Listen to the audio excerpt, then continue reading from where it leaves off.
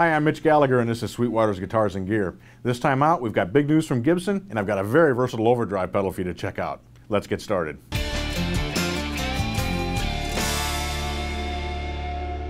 When Gibson announces a new guitar model, it's big news. But when they completely revamp their entire line, it's really big news. And that's what the company just did last week. They announced a brand new product line for 2013. The new product line encompasses an incredibly broad range of models. Everything from Les Pauls that are very affordable, like the LPJ, all the way up to the top of the line Les Paul Supreme, which has a highly figured top on it. New SGs, there's a new Firebird, Flying Vs, and new basses as well. There's a new Thunderbird, there's a new Les Paul bass, a new SG bass. Now, the new models are firmly rooted in the traditions of Gibson, from the construction methods to the tone woods that are used, but they also have enhancements as well. For example, a lot of the new models have the min-etune system in it. Now, this is a robotic tuning system that instantly tunes your guitar to standard pitch or to a pitch half step down. Now, the new models are all coming out of the Gibson Nashville factory. The new models don't affect what's coming out of the Gibson Custom shop or out of the Gibson Memphis shop, so those models will still stay in place, but all the new models will be American made and they're coming out of the Nashville factory. Now, the new line encompasses everything from traditional Gibsons, such as a Les Paul Standard 2013, to more futuristic models and models that have new enhancements and new features as well. So there's a broad variety to choose from. It looks like 2013 is going to be a really good year for Gibson guitars.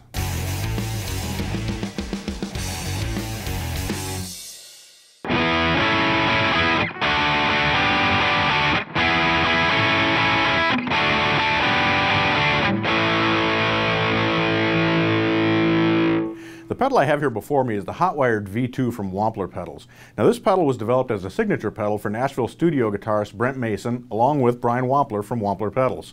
The goal here was to create a pedal that could provide all the overdrive and all the distortion tones that Brent needs both on stage and in the studio. It does this by having two completely different sections. On the right side, we've got an overdrive section. On the left side, we've got a distortion section. Now, we can use those independently, turn them off individually, or you can use both of them together with the overdrive cascading into the distortion. Let's check out some of the sounds we can make. The Hotwire pedal has a lot of tonal shaping versatility for creating both overdrive and distortion tones. Let me show you what I mean. Here's our clean sound. Now I'll bring in the overdrive with the setting at about 50%.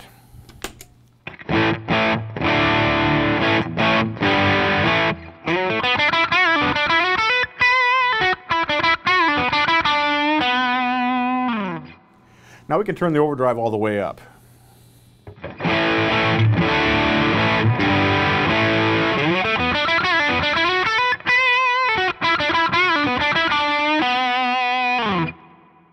Now, in addition to being able to control the amount of overdrive, we also have a tone control that affects the high frequencies.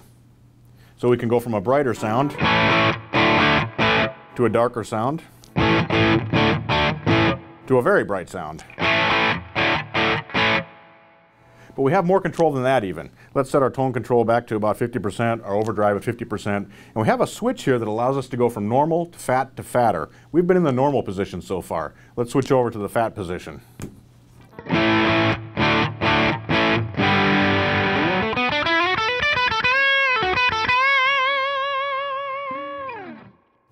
You can hear the lower mids come up, the bottom end comes up a bit. It's a thicker, richer tone. Let's move over to the fatter position.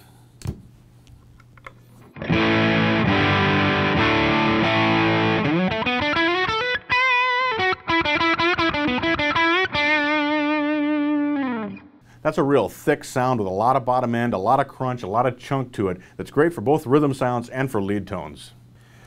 Now, in addition to those tone shaping capabilities, we have a unique control on the Hotwired for the overdrive side, and that's the blend control. So far we've been listening to 100% blend, which means we're getting all just overdrive sounds. But as we turn the blend control down, we're bringing in more of the dry, unaffected sound. So what you end up with is the straight guitar coming through and providing a lot of articulation and thicker bottom end, and then that overdrive sound is riding on top of that. Let me show you what I mean. Here's 100% blend. Here's about 75% blend. Now we'll go to 50% blend.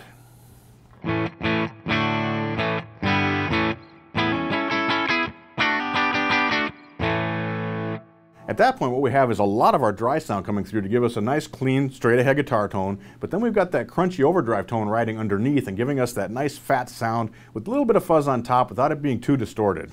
Now let's switch over to the distortion side of the Hotwired. On this side, we also have a gain control for setting the amount of distortion. We have a tone control for adjusting the high frequencies, and we have that fat, fatter, and normal switch as well.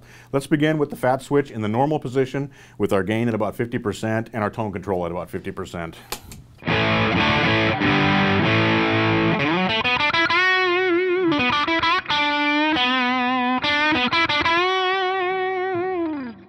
It's a thick sounding distortion that's not real fuzzy. Gives us a nice rich sustained sound, and with this guitar it really has a lot of nice articulation on top as well.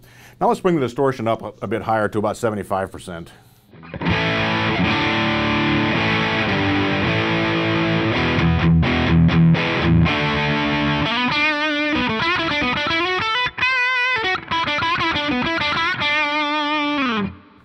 Still not overly fuzzy, but a nice amount of drive there and a good chunky bottom end. I'm going to turn the distortion all the way up.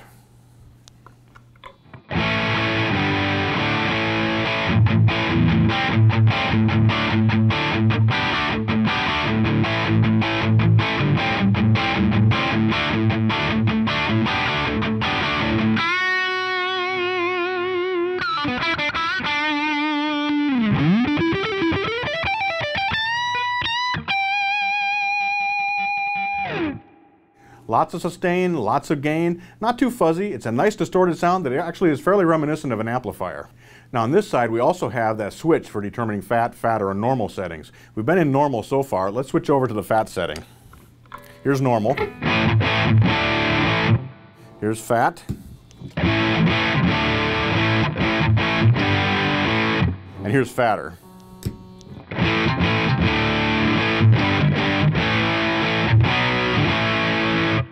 That's a huge sound with a lot of bottom end and a lot of thick mid-range. Now with the Hotwired V2 we have another option as well. We can cascade the overdrive side into the distortion side. Here's our overdrive setting.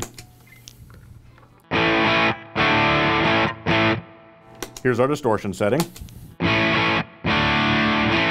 And here's our overdrive going into the distortion.